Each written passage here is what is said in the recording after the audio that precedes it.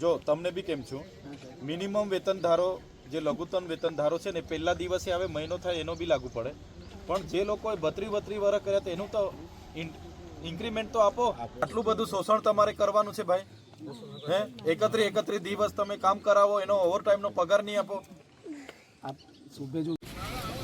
પ્રોજેક્ટમાં જે લોકો પ્રવાસીઓને બસમાં લઈને જાય છે એમનું ટેન્ડર JBS કંપની પાસે છે અને છેલ્લા 2018થી જ્યારથી શરૂઆત થઈ છે ત્યારથી કર્મચારીઓ એમાં પોતાની નિષ્ઠાપૂર્વક અને પોતાની ઈમાનદારીથી ફરજ નિભાવી રહ્યા છે.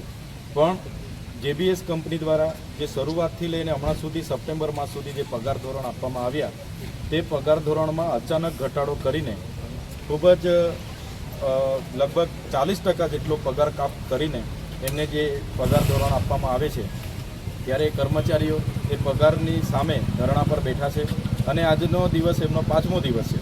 ત્યારે અમે 100 આગેવાનો એમને સમર્થન આપવા માટે અહીંયા હાજર થયા છે અને અમારું બધાનું જ એમને સમર્થન છે.